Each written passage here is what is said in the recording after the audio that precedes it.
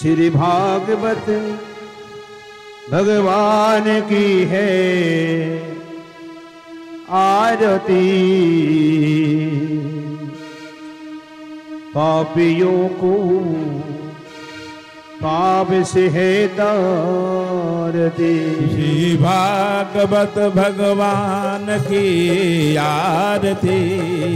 पापियों को पाप से तारती।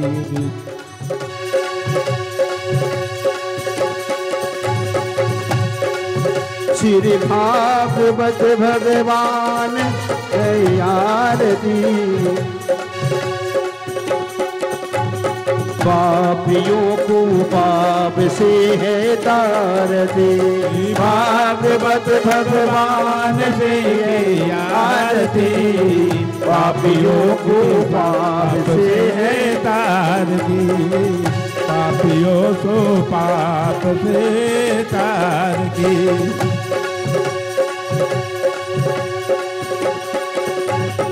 अमर ग्रंथ यो मुक्ति पंथ ये पंचम वेद निराला है। अमर ग्रंथ मुक्ति पंथ पंचम वेद निराला है। नव ज्योति जगाने वाला है। ये ज्योति जगाने वाला है। नव ज्योति जगाने वाला है। नव ज्योति जगाने वाला है। हरि नाम यही हर ध्यान यही नाम है हर धाम। हरि नाम यही हर ध्यान यही हर धाम है हर धाम। जग के मंगल की आरती। पापियों को पाप से तारती। हे भागवत भगवान के से आरती। पापियों के पाप से तारती। पापियों से पाप से तारती। यह शांति की पावन पुण्य की पापों को मिटाने वाला है। शांति की भूति बाप है पावन दिखने वाला है।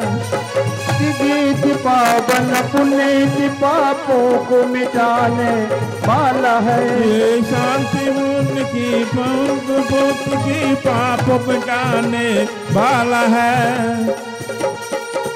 हरि दर्श कराने वाला है। हरि दर्श कराने वाला है।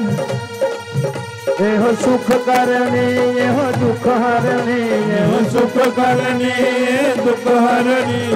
मधुसूदन की आरती। पापियों को पाप से तारती। पापियों से पाप से तारती। श्री भागवत भगवान की है आरती। पापियों को पाप से श्री भागवत भगवान से आरती। पापियों से पाप से तारती। पापियों से पाप से तारती।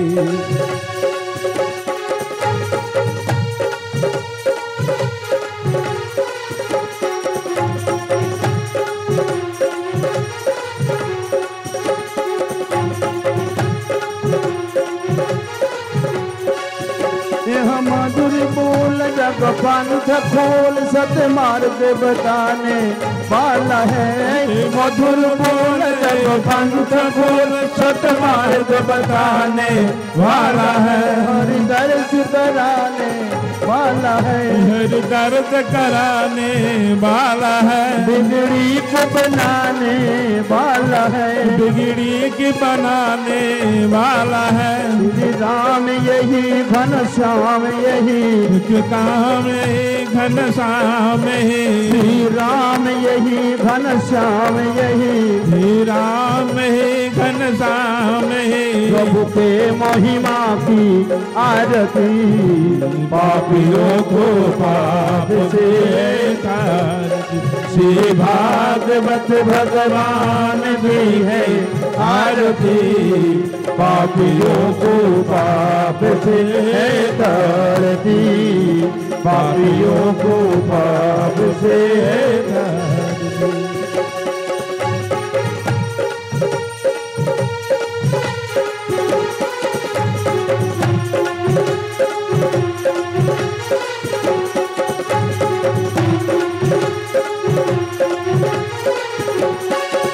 श्री कृष्ण चैतन्य प्रभु नित्यानंद, श्री अद्वैत गदाधर श्रीवास आदि गौर भक्त वृंद।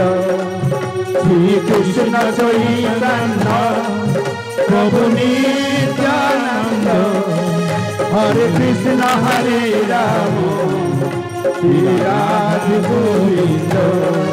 श्री कृष्ण चैतन्य प्रभु नित्यानंद, हरे कृष्ण श्री राधा गोविंद। हरे कृष्ण कृष्ण कृष्ण हरे हरे, हरे राम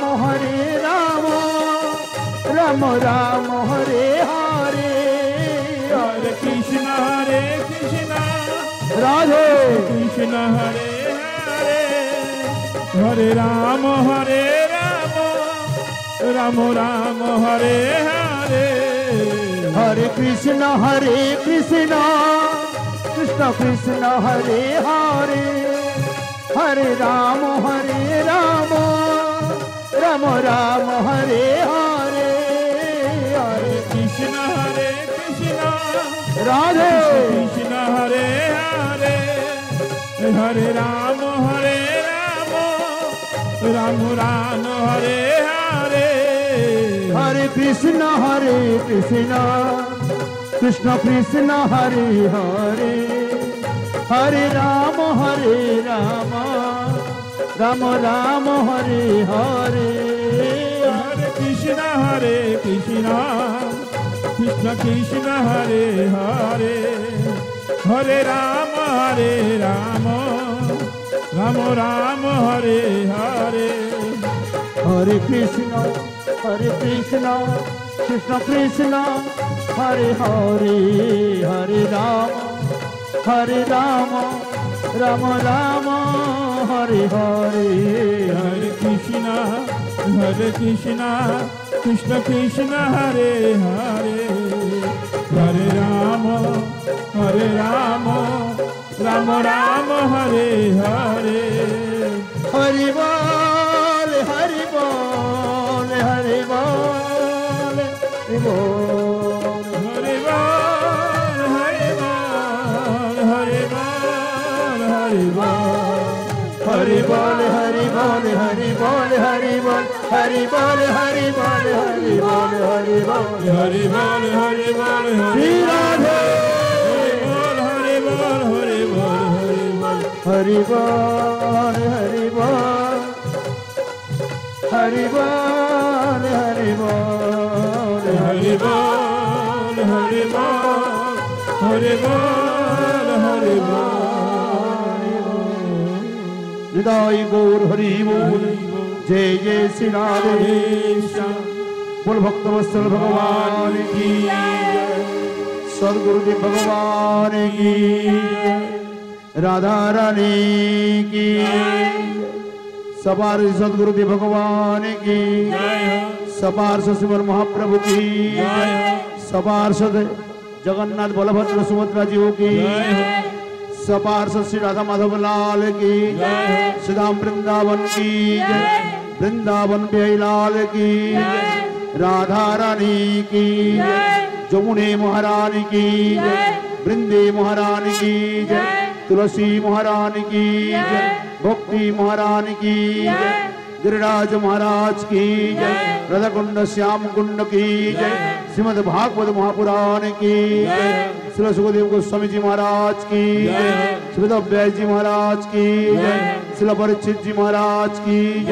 श्रीमद् भागवत सप्ताह भक्ति जुगमानुष्ठान की जय जय श्री राधे निदाई गौर हरि बोल भक्त वत्सल भगवान की जय।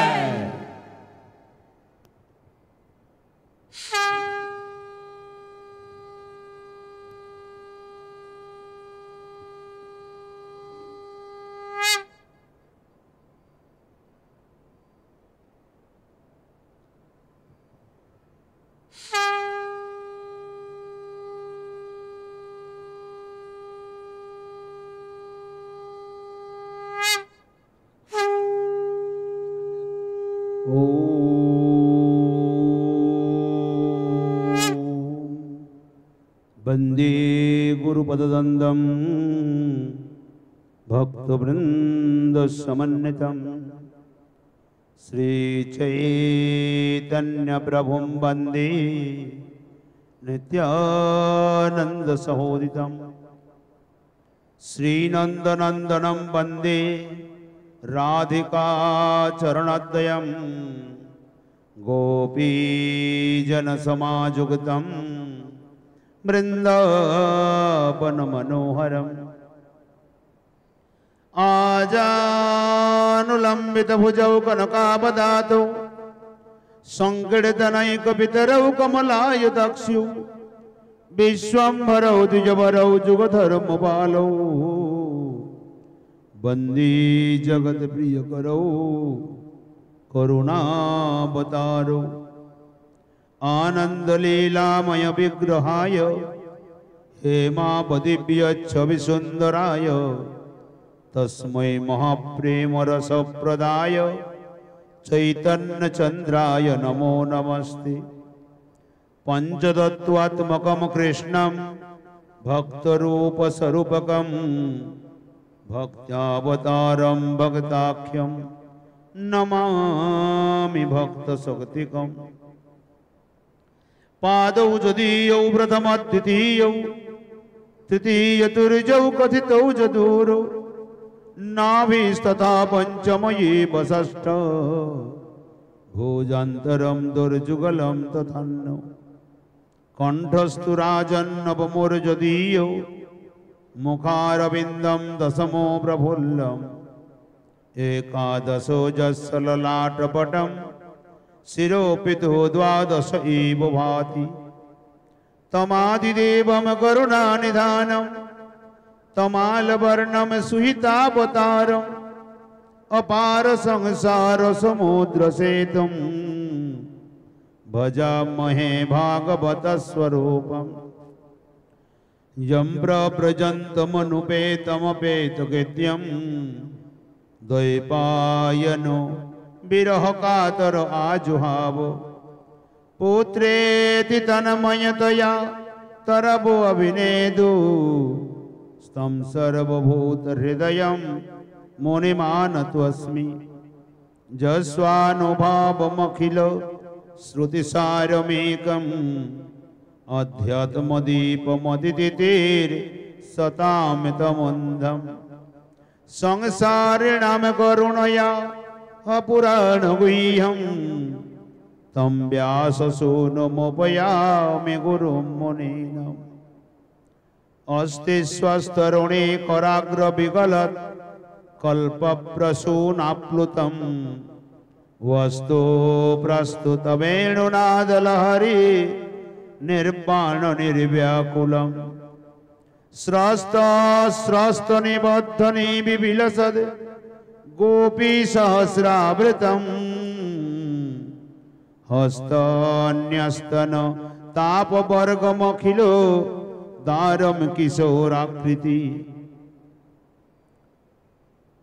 बर्हापीडाभिरामं मृगमदतिलकं कुण्डलाक्रान्तगण्डं कञ्जाक्षं कम्बुकण्ठं स्मितसुभगमुखं स्वाधरे न्यस्तवेणु श्यामं शान्तं त्रिभङ्गं रविकरवसनं भूषितां वैजयन्त्या वंदे वृंदावनस्थं जुवति शतव्रतं ब्रह्मगोपालवीशं वंशी विभूषितकरान्नवनीरदाभादे पीताम्बरादरुणबिम्बफलादरोष्ठादे पूर्णेन्दुसुन्दरमुखादे अरविन्दनेत्रादे कृष्णादे परं किमपि तत्त्वमहं न जाने। हे कृष्ण करुणा सिंधु दीनबंधु जगतपते गोपीश गोपिका कांत राधा कांत नमस्तुते। तप्त कांचन गौरांगी राधे वृंदावनेश्वरी वृषभानुसुते देवी प्रणमामि हरिप्रिये। वृंदायै तुलसी देव्यै प्रियायै केशवस्य च कृष्ण भक्ति प्रदे देवी सत्यवत्यै नमो नमः। जय श्री चैतन्य हरि जय नित्यानंद जय अद्वैत चंद्र जय गौर भगत वृंद।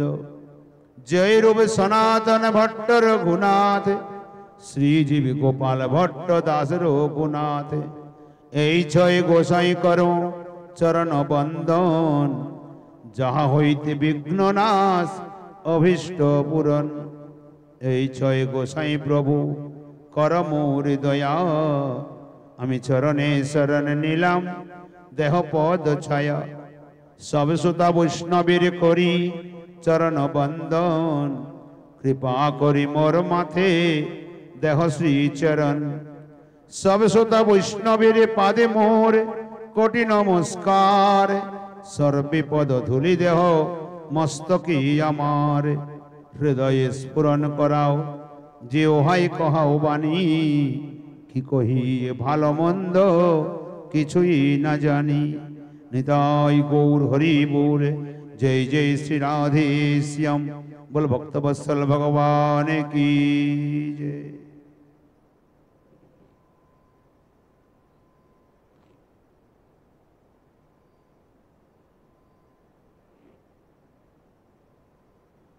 सर्वाग्रे मादृशधमेर परमाराधतम अस्मदीय श्री गुरु पाद पद्मे संखातीत भूलंठित दंडवत प्रणिपाद अर्पणांतर समुपस्थित सभाय समूह साधु संत महात्मा वैष्णव भक्त श्रोतृमंडलीर चरणारविंदे असंख्य असंख्य प्रणिपाद अर्पण करी तदनंतर अर्चित विग्रहेर वंदना करी।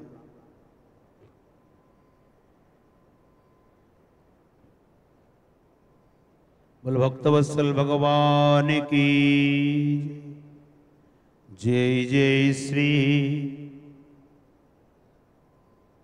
राधा रमण जय जय नवल किशोर जय गोपी चित चोर प्रभु जय जय माखन चोर। राधे मेरी स्वामिनी मैं राधे को दास जन्म जन्म मोहि दीजियो श्री वृंदावन वास।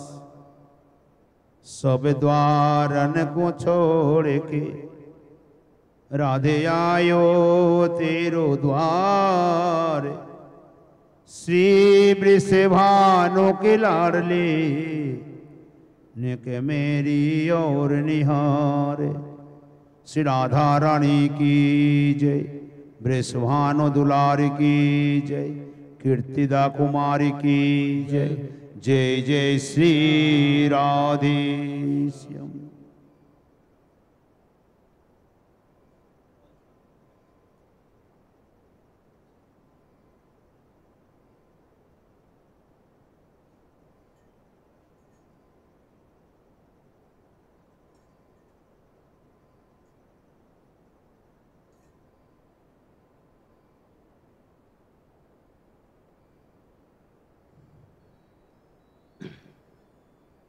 परम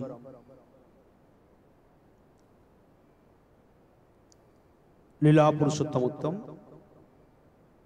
सच्चिद आनंदीर घन विग्रह रसिक शिखर चूड़ामणि आनंद कंद श्री बालकृष्ण ललित साक्षात वाग्मय प्रतिमूर्ति पुराण चक्रवर्ती पुराण सम्राट पुराण मुकुटमणि श्रीमद् भागवत महापुराण रूपी ग्रंथ महाराजेर सप्ताह रूपी भक्ति यज्ञ अद्य प्रथम दिवस प्रारंभ विगत दिवसी महात्म दिवस अतिबाहित हो गए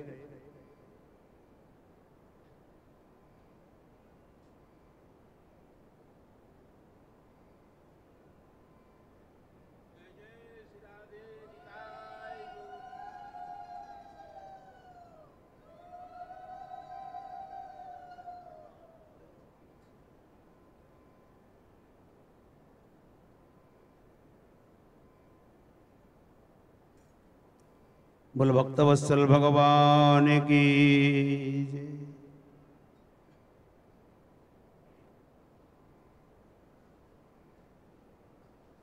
कल सायंकाल कहते हमरा भागवत महात्मा आस्वादन करछिलाम। भागवत महात्म्य अर्थात भगवतः महिमा वर्णितम इति भागवतम जी कथाते भगवानेर महिमा वर्णन करा है ताके भागवत महात्म्य बोले। भगवतः लीला चरित्रम वर्णितम इति भागवत महात्म्यम जार मध्य भगवत लीला बा भगवानेर भक्तगणेर लीला आदि वर्णित करा है ताके भागवत महात्म्य बोले। विशेष भावे महात्म्य कथाते भागवत की वस्तु भागवत काके बोले भागवतेर मानव जीवने बा जीवेर जीवने प्रयोजनीयता की भागवत श्रवण करले की हय वास्तविक की भागवत श्रवणे कोनो कार्य हय इति इति विषये जार मध्य वर्णित आछे ताके भागवत महात्म्य बोले। यद्यपि भागवत महात्म्य এই द्वादश स्कंद भागवतेर मध्य नय बाइरे पद्म पुराणेर उत्तरखंडेर 6टी अध्याय एखाने ग्रहण करेছেন वेदव्यास जी महाराज। तो महात्म्य प्रथमे प्रयोजनीयता की ना भागवत के श्रवण करार निमित्त जे आग्रह जन्माबे ये आग्रहटी भागवत महात्म्य श्रवणे तैरी हय। कारण साधारणत जे वस्तुर गुणागुण आमरा जानबो ना से वस्तु नीते आमादेर मन कखनो होबे ना। तो भागवतेर गुणागुण जानार निमित्त भागवतेर महात्म्य जाना विशेष प्रयोजनीयता ताई भागवतेर महात्म्य प्रथमे वर्णन करेছেন। अतঃपर আমরা भागवत कथार मध्य प्रवेश करब। सप्ताह दिवसेर 7 दिनेर आज प्रथम दिवस। ओम नमो भगवते वासुदेवाय। श्रीमद् भागवत महापुराणम प्रथम स्कंधत प्रथमोध्याय जन्मादस्सु जतोन्नयादितरत चार्थेष्वभिज्ञस्वराट् तेने ब्रह्महृदाज आदि कवये मुह्यन्ति यत् सूरयः जो वारि मृदं यथा विनिमयो यत्र त्रिसर्गो मृषा धाम्ना स्वेन सदा निरस्तकुहकं सत्यं परं धीमहि। श्री वेदव्यास जी महाराज भागवत ग्रंथ प्रणयनेर प्रथमेई তিনি मंगलाचरण करेছেন। प्रतिटी ग्रंथेरই नियम प्रतिटी कार्जेर नियम प्रथमे मंगलाचरण करा, किन्तु এই मंगलाचरणे একটি বিশেষতা আছে। यद्यपि मोट 18टी पुराण এই অষ্টাদশ পুরাণের মধ্যে 17টি পুরাণের মধ্যে যে যে পুরাণের আরাধ্য দেবতা সেই আরাধ্য দেবতারই বন্দনা হয়েছে। মৎস্য পুরাণে মৎস্য ভগবানের, কূর্ম পুরাণে কূর্মদেবের বন্দনা হয়েছে এই প্রকার নৃসিংহ পুরাণে নৃসিংহদেবের বর্ণবন্দনা হয়েছে। কিন্তু ভাগবত মহাপুরাণে একটি বিশেষতা, এই মঙ্গলাচরণে কোনো দেবদেবীর নাম গ্রহণ করেন নাই, কোনো ঠাকুরজির নাম এখানে দেন নাই। অথচ এর মধ্যে এমন ভাবে দিয়েছেন আমার রাধা গোবিন্দকেই বোঝায়, এই প্রকার ভাবে দিয়েছেন। বর্ণনা করলেন জন্মাদস্য যতঃ অন্যাদ ইতরত, যার জন্মকে আদি করি তার জীবনের যাবতীয় লীলা এই গ্রন্থের প্রতিপাদ্য বিষয় বা বর্ণিত বিষয়। বলে তিনি কে না, যিনি অন্যাদ ইতরত, প্রত্যক্ষ এবং পরোক্ষতে সর্বত্র বিদ্যমান, বা পরোক্ষ প্রত্যক্ষ সম্বন্ধে যিনি পূর্ণরূপে জানেন, অভিজ্ঞ, যিনি স্বরাট স্বাধীন, যার উপরে কারো হস্তক্ষেপ চলে না, যিনি সম্পূর্ণ নিজে স্বাধীন, যিনি আদি কবি ব্রহ্মার হৃদয়ে, এই জগতের আদি কবিকে ব্রহ্মাজি, এই ব্রহ্মাজির হৃদয়ে তত্ত্বজ্ঞানকে যিনি উপস্থাপিত করেছিলেন, সৃষ্টি করেছিলেন, প্রদান করেছিলেন, যার মায়াতে মনুষ্য কঞ্ছার দেবতাগণ মোহিত। এখানে কিন্তু প্রত্যেকটিতে কোনো জায়গায় নাম নেন নাই, প্রত্যেকটি ক্ষেত্রে উজ্জ্ব করে রেখে গেলেন। বলে কি প্রকার মায়াতে না, যেমন জলে স্থলবৎ জ্ঞান, স্থলে জলবৎ জ্ঞান হয়। দূর থেকে পর্বত দেখলে মনে হবে সমুদ্রের মতো, দূর থেকে সাগর দেখলে মনে হবে এক পর্বতের মতো। যে প্রকার রজ্জুতে সর্প জ্ঞান হয়, যেমন মরীচিকা দেখে আমাদের জলের স্রোতের মতো মনে হয়, ঠিকই সেই প্রকার এই জগতে আমরা যা কিছু দেখতে আছি, সত্য রজ তম ত্রিগুণাত্মিকা মায়া হয়েও সত্যরূপে প্রতীয়মান হয়। দেখতে সব মায়া, সব নশ্বর নাশবান বস্তু, কিন্তু আমরা যেটি দেখতে পাই মনে হয় এসব সত্য। যে কারণে এখানে বললেন যত্র ত্রিসর্গো মৃষা, কার মায়াতে না তার মায়াতে, ধাম না সেন সদা নিরস্ত কুহকম, যার ধাম সদা মায়া রহিত, সম্পূর্ণ মায়া রহিত। সেই প্রকার সত্যম পরম ধীমহি, এই পরম সত্য স্বরূপের আমরা বন্দনা করি। এখন পরম সত্যের বন্দনা করেছেন, এখানে বলেন নাই দুর্গাম পরম ধীমহি, কালীম পরম ধীমহি, কৃষ্ণম পরম ধীমহি, কোনো নাম নেন নাই। কিন্তু একাধারে রাধা গোবিন্দের এখানে নাম কি করে বললেন না, জগতে একমাত্র সত্য হলেন গোবিন্দ, ব্যতিরেকে আর সত্য বস্তু কিচ্ছু নেই। পরম সত্য, আদি সত্য। পরম সত্য কাকে বলি না, যার আদি সত্য, মধ্য সত্য, অন্ত সত্য, ভূত সত্য, ভবিষ্যৎ সত্য, বর্তমান সত্য, ত্রিকালাবাধিক সত্য। এই সত্য প্রমাণ কি করে করানো যায়? যথা একটি মাটির হাঁড়ি নিলাম, সত্য আর অসত্যের প্রমাণ কিভাবে হয়?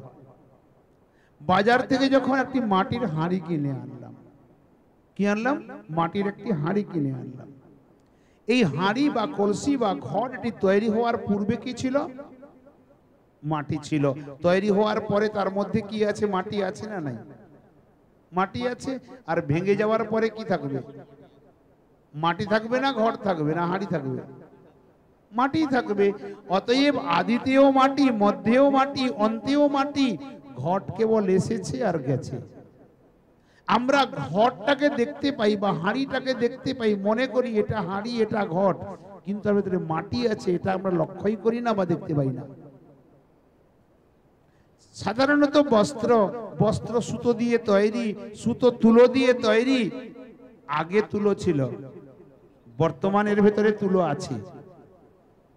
আর যদি তুলোগুলিকে আমরা রুই রুই করে বার করে নিই, বস্ত্রের কোনো অস্তিত্ব থাকবে না, কিন্তু তুলো থাকবে।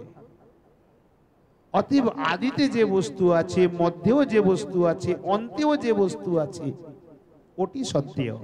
অথচ আমরা বস্ত্রকে সত্য বলে মানি, তুলোকে সত্য মেনে নিতে পারি না, হাড়িকে সত্য বলে, ঘটকে সত্য বলে মানি, মাটিকে সত্য মানতে পারি না। এটি দেখি তো পাকা ঘর, এর মধ্যে ইট, বালি, সিমেন্ট, রড যাবতীয় বস্তু সূক্ষ্ম দৃষ্টি দিয়ে যদি দেখা যায় সম্পূর্ণ প্রত্যেকটি মাটি দিয়েই তৈরি। পাথরও মাটি থেকে উৎপত্তি, লোহাও মাটি থেকে উৎপত্তি, প্রতিটি বস্তু। কিন্তু মাটির ঘর আমরা কেউই বলি না, সবাই পাকা ঘরই বলি। সূক্ষ্ম দৃষ্টি দিয়ে দেখা যায় তো সত্য মাটি। ঠিক সেই প্রকার যে প্রকার অবয়ব মাটি দিয়ে নির্মিত হয়েও মাটি দেখতে পাই না, সম্পূর্ণ জগৎ ভগবত তত্ত্ব দিয়ে তৈরি হয়েও ভগবানকে দেখতে পাই না। কিন্তু ভগবান ব্যতিরেকে, যে প্রকার মাটি ব্যতিরেকে হাড়ির অস্তিত্ব থাকে না, তুলো ব্যতিরেকে বস্ত্রের অস্তিত্ব থাকে না, সেই প্রকার ঈশ্বর ব্যতিরেকে জগতের কোনো অস্তিত্ব থাকে না। অতঃ আদিতেও ঈশ্বর, সৃষ্টির কোণে কোণে ঈশ্বর, সৃষ্টি বিনাশ হয়ে যাওয়ার পরেও থাকবে তো কেবল আমার গোবিন্দ, ঈশ্বরই থাকবে, ব্যতিরেকে কেউ থাকবে না। বলে ঈশ্বর কে না, ঈশ্বর পরম কৃষ্ণ। ব্রহ্মসংহিতায় বললেন, তাই এখানে পরম সত্য কে না, পরম সত্য কৃষ্ণ। অতএব পরম সত্য স্বরূপের আমরা ধ্যান করি। এই পরম সত্য স্বরূপের কথা যার মধ্যে বর্ণিত আছে, ওই গ্রন্থের নাম হলো ভাগবত। ভাগবত কেন হলো না, ভাগবতকে শ্রবণ করলে ভাতে ভক্তি, গতে জ্ঞান, পতে বৈরাগ্য, ত হলো তত্ত্ব। শ্রবণ করা মাত্রই চারটি বস্তুর হৃদয়ে ধীরে ধীরে বাড়তে আরম্ভ করে। যখন আমরা ভোজন করতে বসি, খেতে বসি, মনে করেন আমরা 3 দিন খাই নাই, 3 দিনের ক্ষুধা তো জবরদস্তি হবে। কিন্তু 3 দিনের ক্ষুধা জবরদস্তি হবে বলে কি যখন খেতে আরম্ভ করব পেট ভর্তি হবে, 3 দিন পরে কি পেট ভর্তি হবে? তা তো নয়। প্রতি গ্রাসে গ্রাসে 3টি কার্য হয়: তুষ্টি, পুষ্টি, ক্ষুধা নিবৃত্তি। তুষ্টি মনের তুষ্টি, পুষ্টি শরীরের পুষ্টি, এবং উদরের ক্ষুধা নিবৃত্তি। ভগবত ভক্তি রাজ্যেও ঠিক ভাগবত শ্রবণে এই 3টি কার্য সাথে সাথে চলতে থাকে। তুষ্টি অন্তরাত্মার তুষ্টি, পুষ্টি ভগবত ভক্তি প্রেমের পুষ্টি, আর ক্ষুধা নিবৃত্তি সাংসারিক জগতের যে ক্ষুধা ও ধীরে ধীরে দূরীভূত হয়, অর্থাৎ ভক্তি, জ্ঞান, বৈরাগ্য ধীরে ধীরে হৃদয়ে বাড়তে থাকে। এই কথা যার মধ্যে বর্ণিত আছে সে হলো ভাগবত। সেই ভাগবতকে আশ্রয় করে যে ধর্ম জগতে প্রচারিত তাকে বলা হয় ভাগবত ধর্ম। অথবা ভগবান থেকে যে ধর্ম প্রচারিত তাকে বলা হয় ভাগবত ধর্ম বা ভগবত ধর্ম। এই ভগবত ধর্ম কি প্রকার না, ধর্ম প্রজ্জিত কৈতবত্র পরম নির্মৎসরাণাম সতাম বেদ্যম বাস্তবমত্র বস্তু শিবদম তাপত্রয়োর্মূলনম। ধর্ম প্রজ্জিত কৈতব অত্র পরম, অত্র পরমো ধর্ম, শ্রেষ্ঠ ধর্ম। কি প্রকার না, প্রজ্জিত কৈতব। কৈতব শব্দের অর্থ হলো কপটতা। প্রজ্জিত অর্থাৎ প্রকৃষ্ট রূপেণ উজ্জিত, মার্জিত, পরিষ্কৃত, যাকে ভালোভাবে মার্জিত করা হয়েছে ধর্মকে। অর্থাৎ যে ধর্ম ভেতরে প্রবেশ করলে ঠিক ঠিক যদি কারো ভেতরে প্রবেশ করে, ছল কপট আদি তার মধ্য থেকে ধীরে ধীরে দূরে সরে যায়। বলে আমাদের ভেতর থেকে যায় না কেন না, ঠিক মতো প্রবেশ করে নাই, আমি আশ্রয় করতে পারি নাই। যদি ঠিক মতো কেউ আশ্রয় করে, ছল করা, কপট করা, মিথ্যা বলা, অনাচার করা আপনা আপনি দূরে সরে চলে যাবে। কারণ যেমন এক প্রদীপ জ্বালিয়ে দিলে বা মণি যদি কোথাও রেখে দেওয়া যায়, ওই ঘর আলোকিত হয়, অন্ধকার ওখানে থাকতে পারে না, আপনা আপনি স্থান ছেড়ে চলে যায়। ভগবত তত্ত্ব জ্ঞান যদি কার মধ্যে প্রকাশিত হয়, অজ্ঞান অন্ধকার শত স্বয়ং সমাপ্ত হয়ে যায়, তাকে তাড়াতে হয় না। তো এখানে বললেন ধর্ম প্রজ্জিত কৈতব অত্র পরম, অত্র পরম ধর্ম পরিষ্কৃত ধর্ম সম্পূর্ণ, যার মধ্যে কামনা বাসনা ছলকপট কিছুই নেই। নির্মৎ এই ধর্ম কারা গ্রহণ করে না, নির্মৎসরানাম শতাম, মদমৎসর বিহীন সন্ত মহাত্মাগণ একে স্বীকার করেন, গ্রহণ করেন। কি প্রকার বস্তু না বেদ্যম, এ জানার যোগ্য। বাস্তবম, আমরা জগতে বাস্তব বস্তুকে মেনে নিতে পারি না। বাস্তবটা বড় কঠিন হয় এবং কটু সত্য হয়। ভাগবত বাস্তবকে সর্বদা বলে, ভাগবত অবাস্তবে কখনো মান্যতা দেয় না। তাই এ জানার যোগ্য এবং বাস্তব বস্তু। অত্র বস্তু শিবাদাম, ভাগবত পরম মঙ্গলময় বস্তু, একে শ্রবণ করলে পরম মঙ্গলই হয়। অতএব বাস্তবম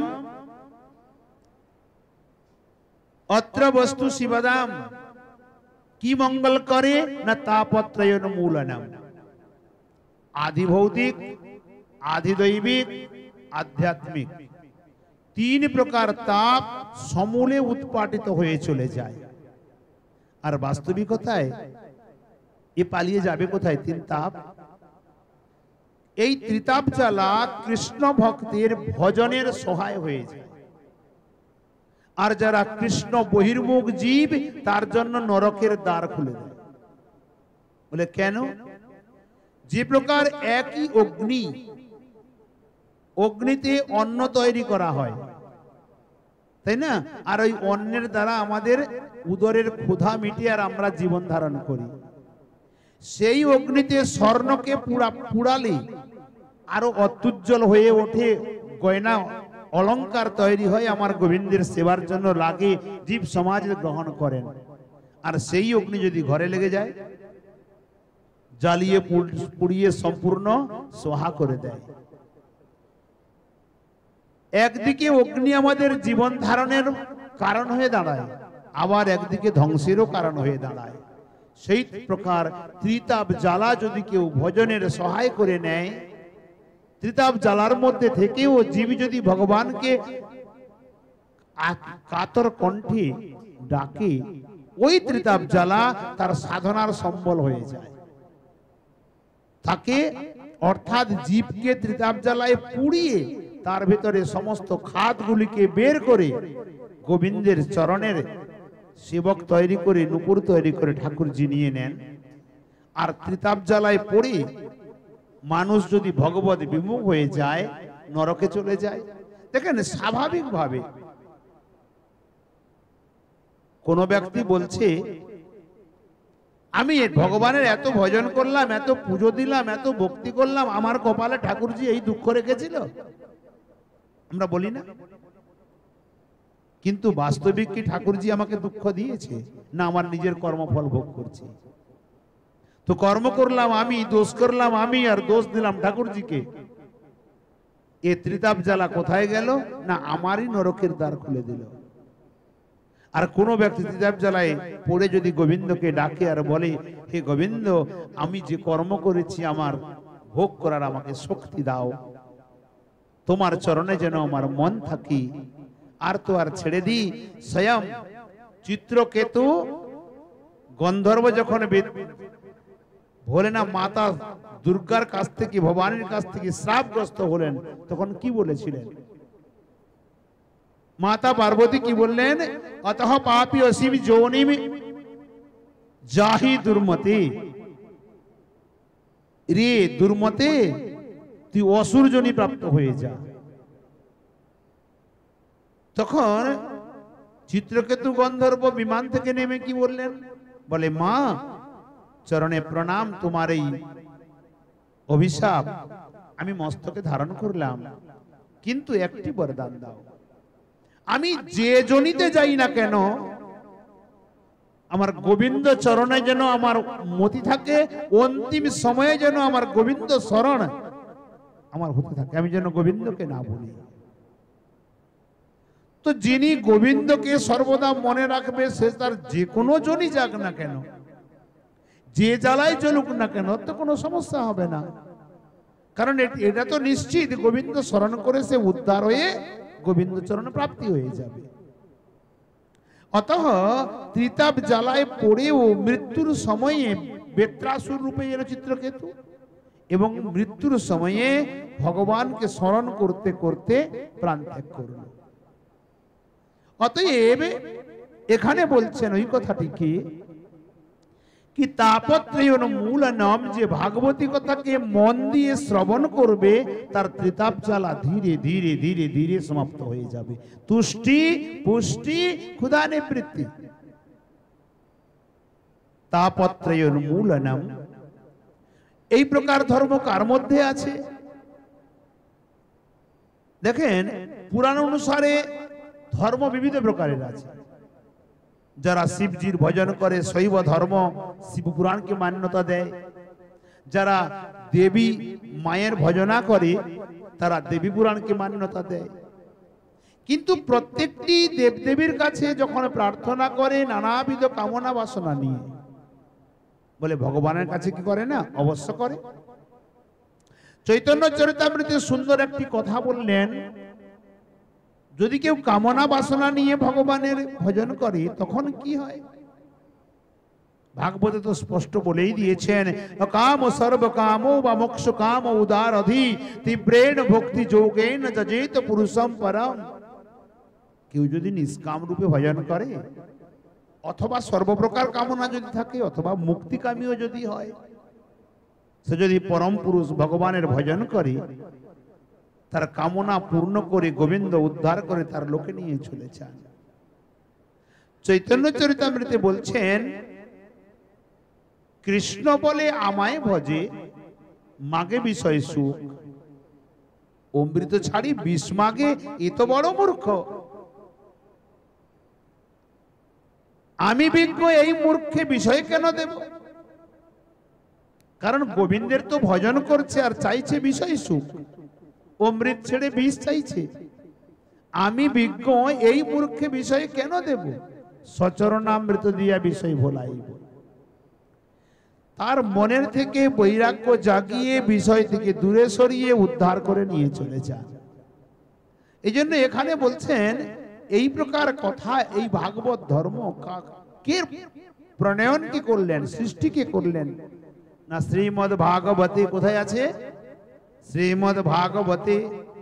একে রচনা কি করেছেন? না মহামুনিকৃতে। মহামুনি কে? না বেদব্যাসজি মহারাজ।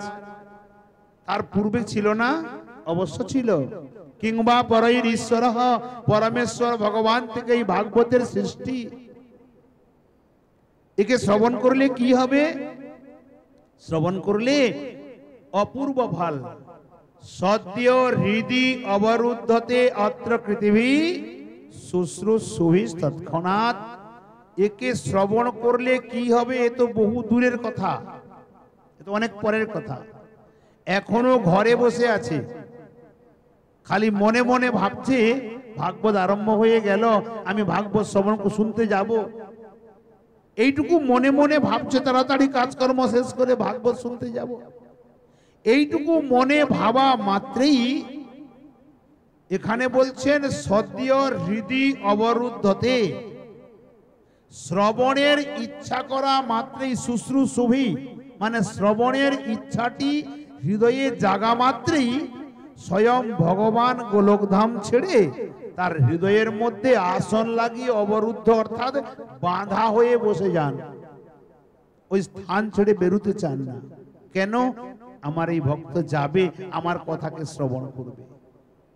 বাস্তবিকতায় আমাদের হৃদয়ে বসে গোবিন্দই গোবিন্দের কথাকে শ্রবণ করেন। ও যদি না শোনে, আমাদের কোনো ক্ষমতা নেই শোনার। এই জন্য এখানে বললেন এ হলো অপূর্ব ফল, শুশ্রূষুভি তৎক্ষণাৎ। তার হৃদয়ে তৎক্ষণাৎ ক্রিয়া আসন লাগিয়ে বসে যান।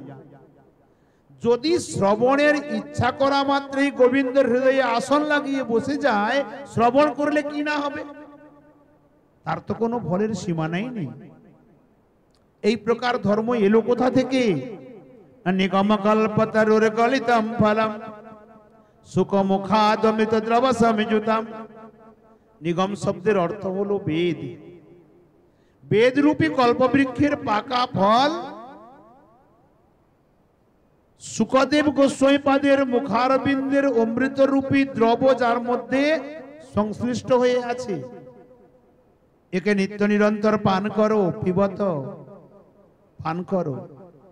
পিবত ভাগবতম রসমালয়ম, ये রসে রসে পরিপূর্ণ, একে নিত্য নিরন্তর পান করো। কিন্তু এ পান করার দুই প্রকার ব্যক্তি চাই, যারা একে পান করতে পারবে। বলে কারা? এক রসিক আর এক ভাবুক। যারা ভাবতে পারে এ বিষয়ে বা এই রসের রসিক, তাদেরই এই দুই প্রকার ব্যক্তির মাথায় ঢুকবে, বাকি কারো মস্তিষ্কে প্রবেশ করবে না। অতএব একে নিত্য নিরন্তর পান করো। এ কোন স্থানে হয়েছিল? না নৈমিষে সূত নিমিষক ক্ষেত্রে ঋষয় সৌনকাদয়ঃ সত্রম স্বর্গায় লোকায় সহস্র সমমাসত।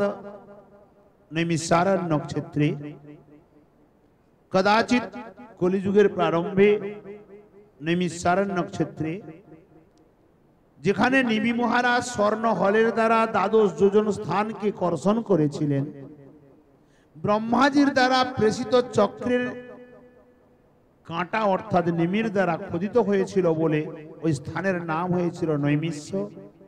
বন ছিল বলে নাম হলো নৈমিষারণ্য।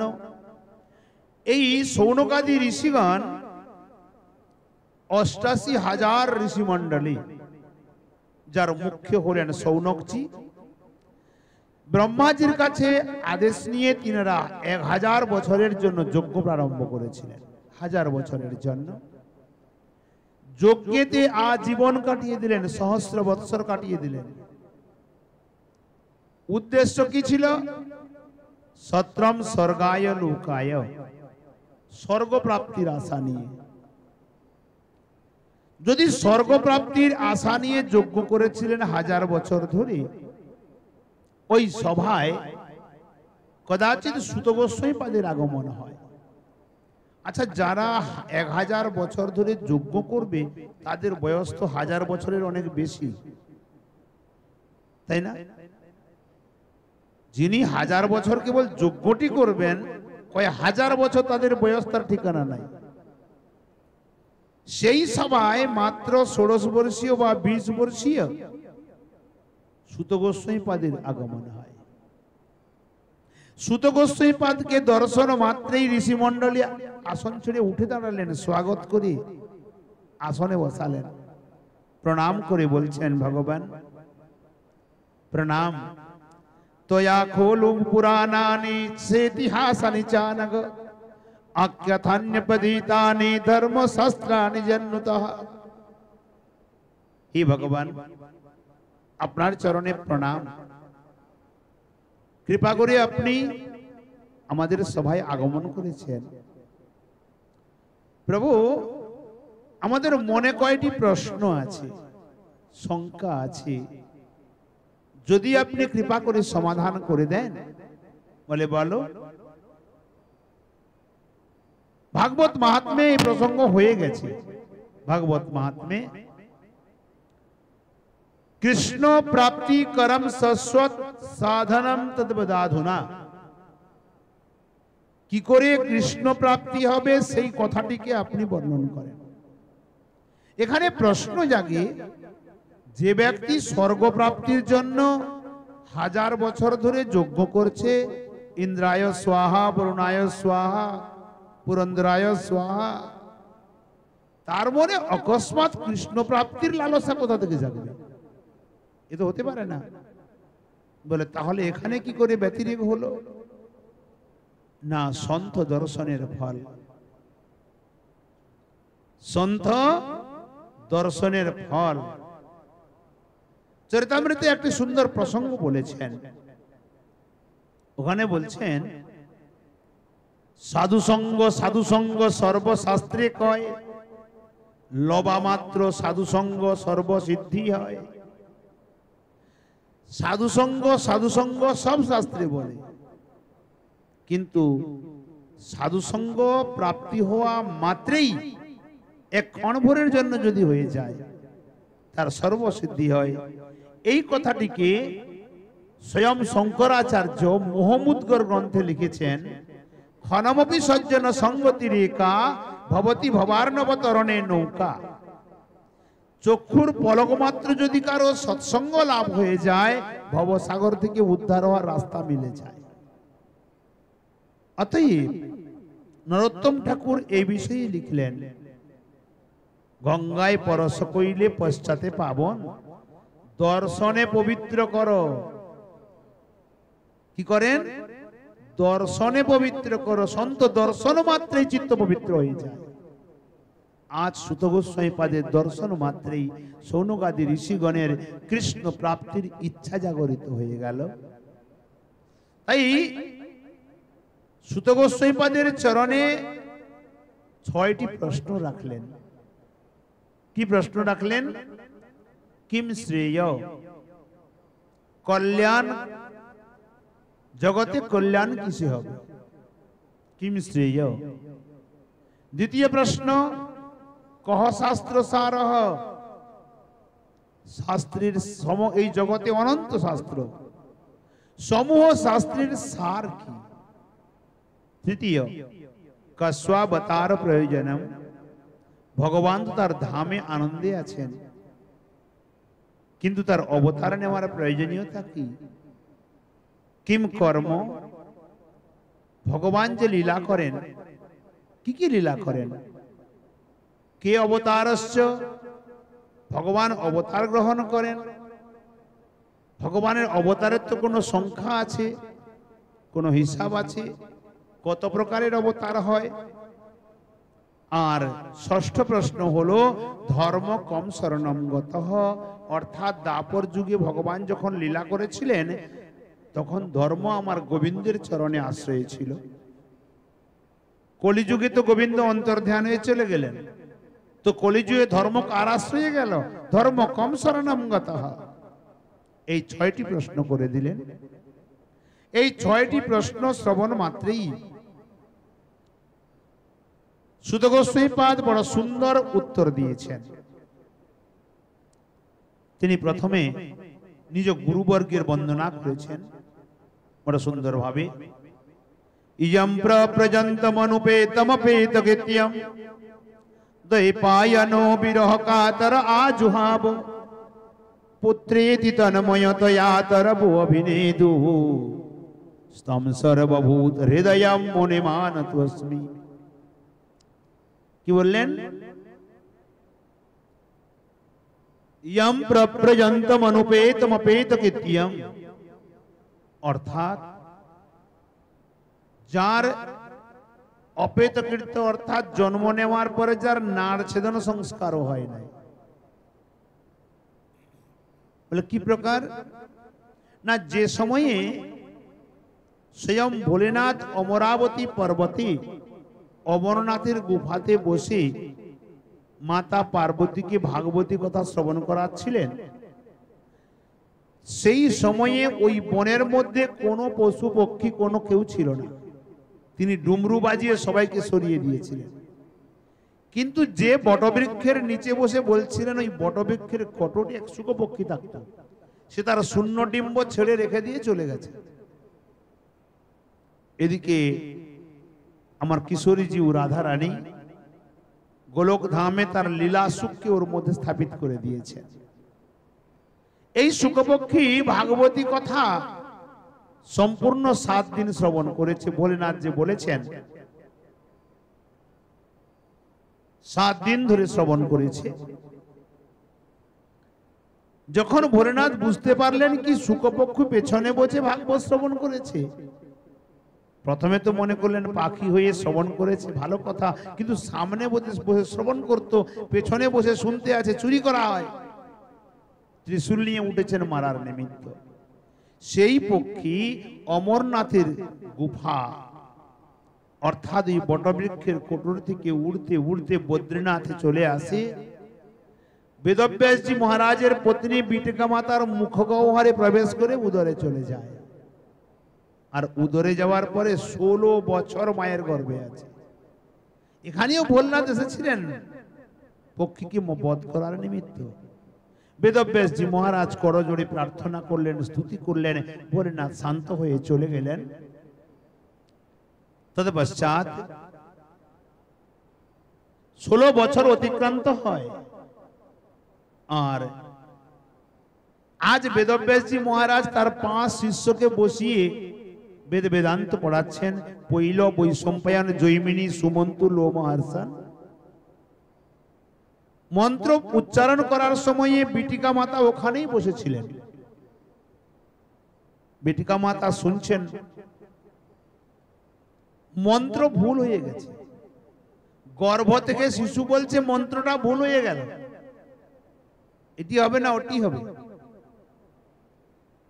তখন বেদব্যাসজি মহারাজ বলছেন, পুত্র তুমি তো সাক্ষাৎ বেদ স্বরূপ, গর্ভের মধ্যে তোমার বেদ মন্ত্র জানা হয়ে গেছে, তুমি তো বেদ স্বরূপ, তুমি জন্ম নিচ্ছ না কেন? গর্ভস্থ শিশু বলছে, ঋষিবর, এই জগতে ত্রিগুণাত্মিকা মায়া দিয়ে বদ্ধ। আমি যদি জন্মগ্রহণ করি না, জন্ম নেওয়া মাত্রই মায়া গ্রাস করে যায়, যে কারণে আমি জন্ম নেব না, যে কারণে জন্ম নিতে পারছি না। কিন্তু এই মাতৃগর্ভে যে আসবে তাকে তো জন্ম নিতে হবে, এটি তো নিয়ম। আমি জন্ম নিতে পারি। কোন সমর্থমান পুরুষ যদি প্রতিজ্ঞা করে বলে কি এই মায়া, ত্রিগুণাত্মিকা মায়া আমাকে গ্রাস করবে না, তাহলে আমি জন্ম নিতে পারি। বেদব্যাসজি মহারাজ বলছেন, আমি তো ভগবানের কলা অবতার, আমি প্রতিজ্ঞা করে বলছি এ মায়া তোমাকে লাগবে না। গর্ভস্থ শিশু বলছে, হে ঋষিবর, আপনার উপরে আমার বিশ্বাস নেই। চিন্তা করে দেখেন, যে বেদব্যাসজি মহারাজ জগৎগুরু, যিনি বেদ বেদান্তকে বিস্তার করেছেন, যিনি ভগবানের কলাবতার, যিনি সাক্ষাৎ সুখদেবের পিতা, তাকেই বলছেন আপনার কথায় আমার বিশ্বাস নেই। বেদব্যাসজি মহারাজ বললেন, কি বললে? আমার কথায় বিশ্বাস নেই? বলে না, আপনার কথায় আমার বিশ্বাস নেই। কারণ না, আপনি যেই আমাকে পুত্র পুত্র বলে বারবার সম্বোধন করছেন না, এর দ্বারা প্রমাণিত হয়ে যায় যে আপনি মায়াতে মোহিত।